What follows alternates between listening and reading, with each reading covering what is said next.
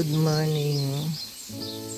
Hindi ako makalapit sa mga bulaklak kasi nabutan ako ng sprinkler, yung sprinkler namin.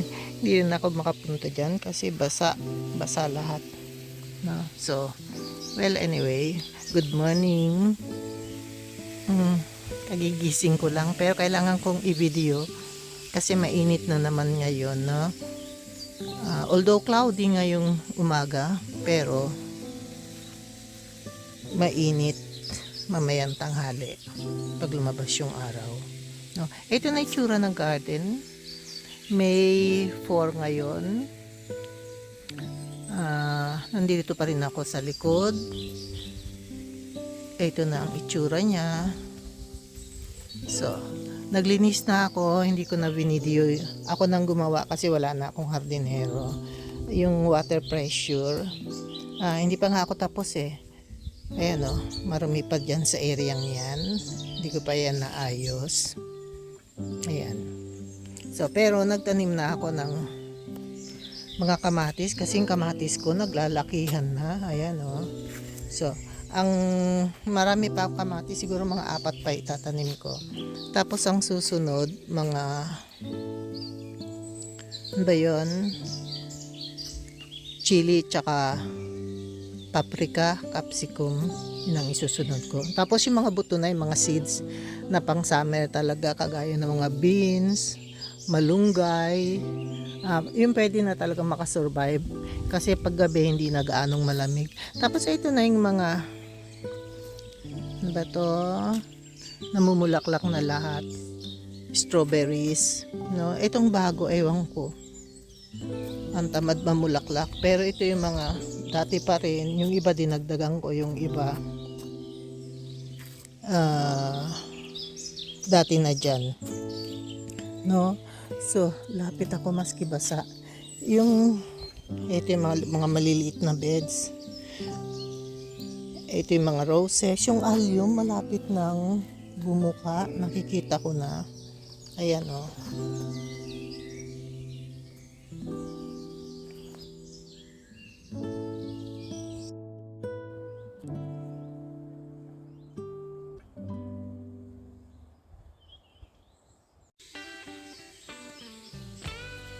Ito yung white allium. Ito yung giant allium. Yan yung malalaki. Ano? So, 2, 4, 6, 7. 7 pieces. Tapos yung mga clematis, lapit na mag-umpisa sa kabila. Medyo okay na. Nandito pa rin ako sa likod ng garahe. Ayan yung garahe. Ito yung hosta. Ito yung foxgloves. Alam nyo ang foxgloves? Very poisonous yan. Kaya, ano ba yun? Dapat hindi kayo magtatanim niyan pag may mga maliliit kayong batang ano ba yan, alaga, kasi very poisonous nga. So ito na yung mga columbine na nakakalat dito pa isa-isa is namumulaklak na. Nandito pa rin tayo sa likod ng garahe. Ito ang itsura ng garden. Itong rhododendron na to, late ito, matatapos yung iba, yung naka full sun, nakatutok sa araw. Pero itong side na to, siya yung last kasi shaded ito eh, no, hindi siya full sun. So lapitan natin ng konti maski basa. Okay lang naman kasi yung sapatos ko naman, ayan, nakapajama pa ako. Yung sapatos ko naman di mababasa yung pa ako, no? Ito sis Opa, shout out. Ito yung paborito mo, ganyan mo gusto ang rhododendron pag di pa siya full bloom, no? Ayan pa siya oh. Gusto ko din siya, ayan oh. Yan yung pink. Ito azalea yung pula. Azalea yan. Tapos ito lilacs. Ang lilacs patapos na. Lalo na yan pag nadiligan kasi ng spray ng sprinkler, kaya madali siya, lalo pag natapatan siya ng araw, madali siyang malanta. Ito yung Japanese magnolia, fuchsia pink.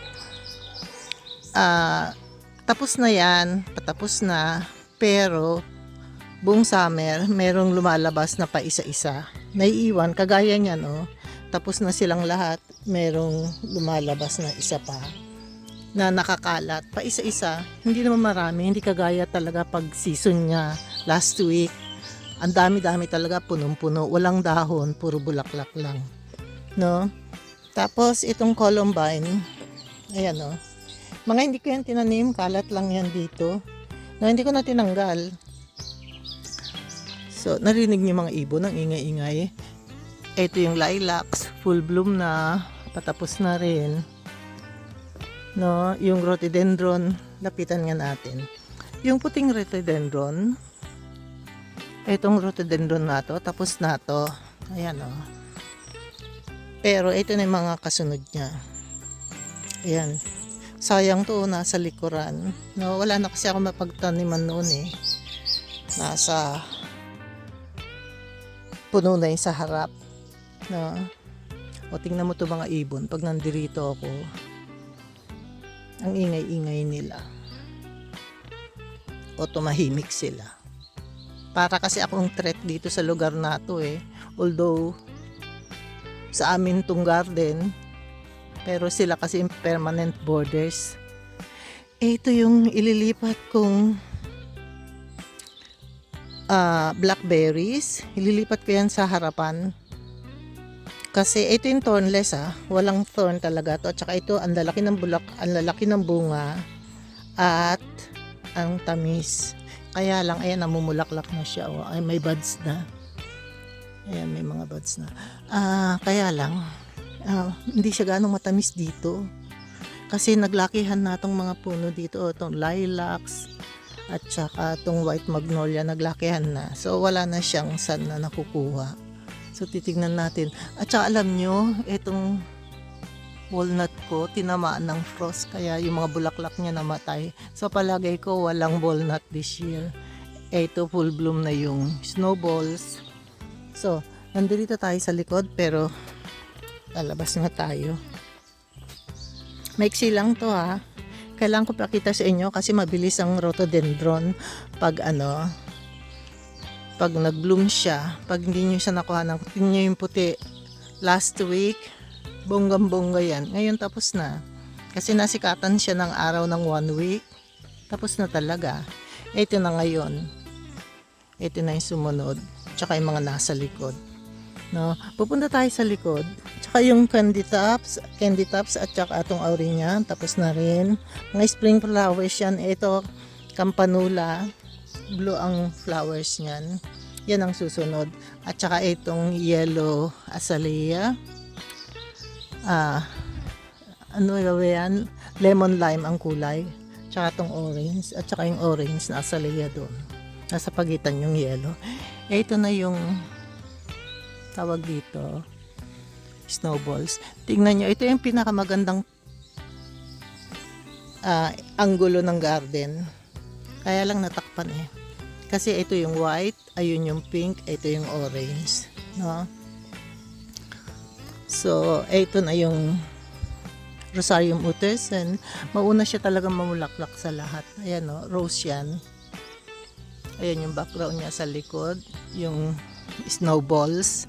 Ito yung Weigelia. At saka, lapitan nga natin to. Ito, ang dami niyang buds. Azalea to. Yellow azalea din yan. Ito, rhododendron. Yan yung maliliit yung buds niya. Ito yung malalaki. 2 days ago, pink pa yan. Hindi ko lang makuhanan kasi busy ako. May bisita ako eh. No, hanggang next weekend pa siya dito. So, well anyway, 2 days ago, pink na pink yan. Tapos, kahapon, nag-whitish na siya. Ganyan ang kulay niya ka-pink, ganyan.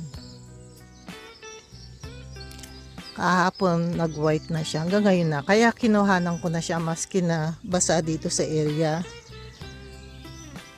Hindi pa nga ako nag-breakfast eh. Kailangan ko siyang kuhanan kasi lalabas na naman kami. Baka hindi ko makuhanan ngayon. Malanta na yung puti. No, so, ito yung rhododendron. magkakatabi sila. Thanks goodness puti yung napunta ko sa gitna, kung hindi mamamatay lahat ng kulay nila.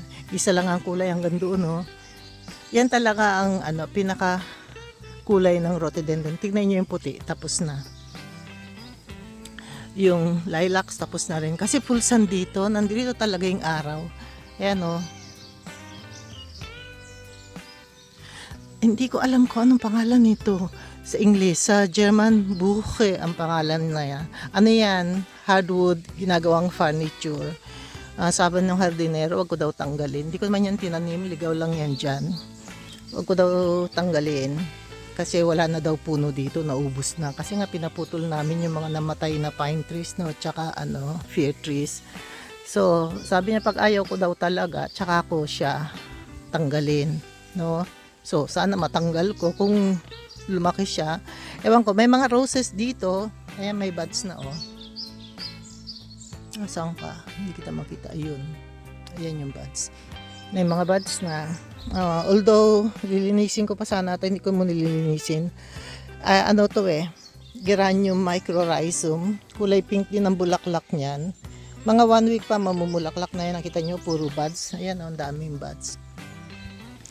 No? So, punta tayo sa likuran kasi may namulaklak na magandang kulay ng rhododendron dyan. And then, mag-e-end na ako, ha. Pibilisan ko lang. So, ito yung Weigeli. Ito yung pink na rhododendron na sinasabi kong may magandang kulay dito na nakatago. Ito, ang laki-laki nito Kaso nabagsak yung malaking pine tree dito. Yung sanga niya dito bumagsak mismo sa ibabaw niya. Kaya ayan, yan na lang ang natira. No? So, ito din yung orange na azalea. Ayan yung puti. Meron pa dyan pulang azalea, rhododendron. Ewan ko kung mamumulaklak this year. Tsaka yung mga lilacs tapos na. So, ikot pa ba tayo dito? Ito yung mga ito pa, yung isa kagaya nung sa kabila na isa pang nag-change ng color. Ito yung mga nandito, hindi yan weeds ha. Mga mint yan. Spearmint. Lahat ng klase ng mint. 5 ang nakatanim dyan. Ito yung rhododendron dito sa likod. O, diba? Ang gaganda ng kulay niya. Lapitan nga natin para ma-focus natin. Yan siya, oh. Mayroon siyang, di ba ang ganda? Gandang-ganda ako dyan. No? So, iikot ko lang kayo ha. Hindi pa kami tapos dito, may ginagawa pa kami. Kasi ito yung nilagyan namin ng brace, itong pangalan nito. Trellis, itong white rose. Kasi nagiba nung nakaraang winter. No? So, talagyan ko pa yata ng isa pa dito sa baba o isa sa taas. Hindi ko alam. Ang ganda nito pag namulaklak. One time lang siya mamumulaklak. Pero, Diyos ko po, heavy talaga siya pag namulaklak. 3 years niya na yan, no? So, kailangan ko siyang alagaan. Hindi ko siya pwedeng itabi sa bahay kasi yung bahay namin puti. Yung rose na yan, kulay puti. Ang pangalan niya yata, James o St. James. Binili ko sa Cordes. No? Cordes rose. Nandito na tayo sa likod. Ito pa isang bulaklak. Isang magandang kulay ng rhododendron. No? Tapos ito na yung puno ng plums. Tingnan nyo, puno hitik na hitik sa bunga. Ayan, oh. So maraming plums. Every year na yan, hindi na yan magbabago. Maski mag-change ang weather, parang climate change, hindi yan magbabago. Tapos may mga paisa-isang mga peras at saka apricot. May nakita akong apricot. So, ito pa, marami pa akong rhododendron dito. Ayan, oh. Ayan pa, rhododendron din yan. Mag-umpisa pa lang mamulaklak. Pag namulaklak siguro, daan pa ako isa minsan pa dito, no? O sige, magpapaalam na ako kasi mahaba na to. Gusto ko maiksi lang kasi nahirapan na akong mag-upload. O di ba ang ganda pagdadaanan mo puro bulaklak? Di ba parang heaven o kaya paradise? No? Ala, bumagsak na naman to, tatayo ko na naman. Ano ba yan? Bigat siguro ng bulaklak o kaya mahangin. Nagtanim na ako ng pipino. Yang gapangan ng pipino ko. So lapit tayo tapos na yung tubig doon. Kasi papakita ko sa inyo kung gaano kakapal yung forget me not. Patapos na rin yung kulay blue. Ay nabasa siya ng tubig kaya hindi natin makikitang maganda. Pero ang ganda kahapon dumaan ako dyan eh. Pagdidilim na di ba? Hindi na ganong makita kasi nabasa ng tubig. Ayan di ba ang cute? Ito yung magandang tulips. Ayan natumba na siya. Masyadong mabigat yung tubig. Ayan. Ayan yung tulips. Maganda itong tulips na ito. Tingnan nyo ilalim niya. Di ba? 3 lang lumabas. 3 lang siguro tinanim ko. Ayan. Late na siya kasi hindi gaano maaraw dito. Ayan, di ba? Ang ganda. Ayan Ito na yung pangalan nito. Snowballs. Tapos ito yung area ng napakaraming columbine. Binunot-bunot ko kasi ang dami. Hindi na ako makadaan, wala akong madaanan. No? Tapos yung queens na mulaklak na rin. Ito yung blueberries, ayan yung snowballs. So, tingnan nyo, di ba ang ganda? Very bright blue yan kagabi, kahapon. Hapon na nung umuwi kami. At least dumaan pa ako, nag-ground ako dito ko anong bago or what. No? O sige, magpapaalam na ako. Maraming salamat. Thank you so much. Bye-bye. God bless.